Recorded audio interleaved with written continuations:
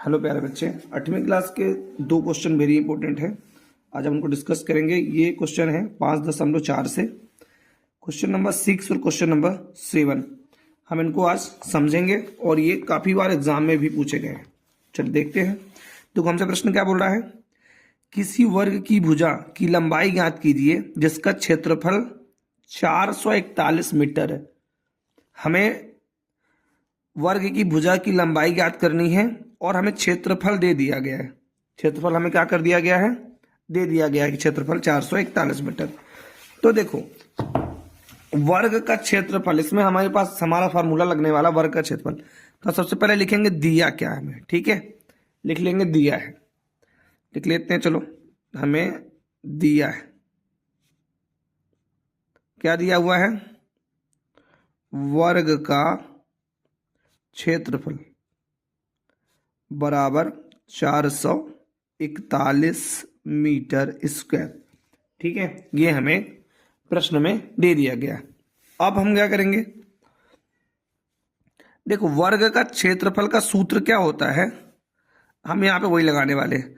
देखो वर्ग का क्षेत्रफल, अब वर्ग क्या होता है, जिसकी चारों साइड बराबर होती है उसको हम वर्ग कहते हैं। ठीक है, अगर ये ए है तो ये भी ए होगा, ये भी ए होगा और ये भी ए होगा। जिसकी चारों साइड बराबर होती है उसको हम वर्ग कहते हैं। तो वर्ग का क्षेत्रफल होता है ए स्क्वायर। क्या होता है, ए स्क्वायर। तो ए स्क्वायर बराबर करोगे 441। तो अगर हम ए बराबर हमें फाइंड करना है तो इसका जो स्क्वायर है यहां आकर रूट चढ़ा देगा, तो ये हो जाएगा रूट का 441। ठीक है, और जो 441 का तुमको निकालना है वर्गमूल। तो जो 441 किसका वर्ग होता है ये हमें पता करना है। इसके लिए हम दो मेथड लगा सकते हैं, या तो हम भाग्य विधि से सॉल्व कर लें या तो हम गुणनखंड मेथड से लगा लें। तो अगर हम भाग्य विधि सॉल्व करते हैं, देखो कैसे करेंगे, 441 है ना, भाग्य विधि में क्या होता है, जोड़े बनाए जाते हैं। इधर जोड़ा बना लिया हमने, एक जोड़ा ये हो गया, एक जोड़ा ये हो गया। अब हमें कोई ऐसा नंबर से सोचना होता है जिसका हम गुणा करें उसी नंबर में, तो 4 से कम आए या तो 4 आ जाए। तो 2 ले लेते हैं, 2 दूना 4 होता है, तो 2 यहां भी लिखा जाता है, यहां और यहां गुणा करके लिख दो। इन दोनों को भी जोड़ लो तो 4 आ जाएगा, घटा देंगे तो आ जाएगा यहाँ पे क्या, 0। 2 दूना 4, यहां से क्या आ जाएगा 41। अब हम 4 के आगे कौन सा नंबर ले लें कि पूरा का पूरा 41 आ जाए। तो एक ही नंबर है एक अगर हम ले लें, एक का गुणा करेंगे तो पूरा का पूरा 41 आ जाएगा।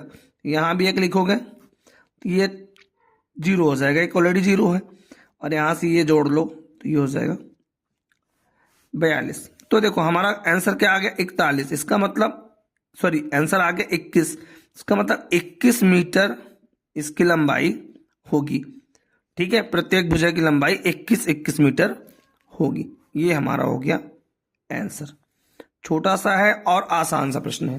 ठीक है, अब हम दूसरा प्रश्न इसे समझते हैं। देखो हमसे दूसरा प्रश्न क्या बोलता है, दूसरा प्रश्न हमसे बोल रहा है किसी समकोण त्रिभुज एबीसी में कोण भी 90 डिग्री है। कोई समकोण त्रिभुज है, जैसा अब यहां से हम दूसरा क्वेश्चन लिखते हैं। कोई समकोण त्रिभुज, हम यहां समकोण त्रिभुज बना लेते हैं एक ठो। ये मान लो हमारा एक समकोण त्रिभुज है।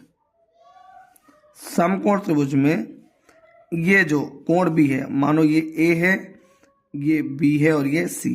कोण भी कितने डिग्री का है, 90 डिग्री का है। अगर कोण भी 90 डिग्री का है तो उसके बाद क्या पूछा जा रहा है हमसे, यदि ए बी बराबर 6 सेंटीमीटर, बी सी बराबर 8 सेंटीमीटर, तो ए सी याद कीजिए। अब हमें दिया है, लिखेंगे यहां सीधा सीधा, बोल रहा ए बी बराबर 6 सेंटीमीटर और बी सी बराबर 8 सेंटीमीटर। तो हमें ए सी बताना, हमें मतलब लंब दिया है, आधार दिया, हमें कर्ण की साइड बतानी है। कोई बात नहीं, देखो हम लिखेंगे दिया है, जो दिया रहता है प्रश्न में पहले वो लिखना जरूरी है। दिया है, हमें दिया है, देखो ए बी बराबर दिया हुआ 6 सेंटीमीटर। ठीक है, 6 सेंटीमीटर। और दिया हुआ है हमें बी सी बराबर क्या दिया हुआ है, बी सी बराबर हमें दिया है 8 सेंटीमीटर। अब इसमें देखो, जब किसी समकोण त्रिभुज में अगर 2 साइड दी हैं और एक हमसे साइड पूछा जा रहा है, इसमें हम लगाते हैं पाइथागोरस प्रमेय। तो यहां वही लिखने वाले हैं पाइथागोरस प्रमेय से। पाइथागोरस प्रमेय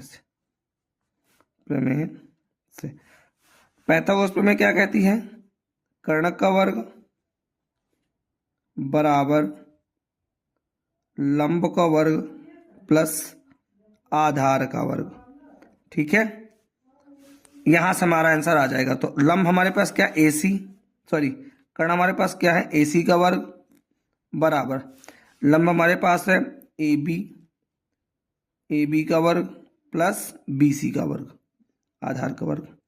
इसके जगह पे हम वैल्यू पुट करेंगे अगर, तो हमें AC का वर्ग तो निकालना ही है, AC निकालना है। AB का मान हमारे पास 6, तो 6 का वर्ग कर दो। BC का मान हमारे पास 8, तो 8 का वर्ग कर दो। ठीक है, अब इसको हम यहाँ पे लगा लेते हैं। तो देखो ढंग से, 6 का वर्ग होता है 36, यहाँ लिखेंगे AC का वर्ग बराबर 36 प्लस 8 का वर्ग होता है 64।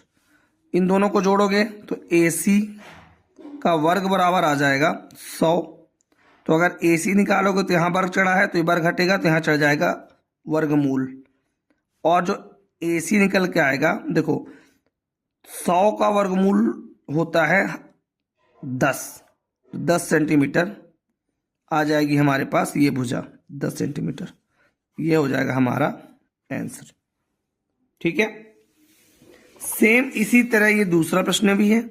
यहां आपको AC दे दिया है, BC दे दिया है, हमसे AB पूछा जा रहा है। ठीक है, ये क्वेश्चन आप खुद से लगाइएगा जिससे आपका भी कॉन्फिडेंस बढ़े।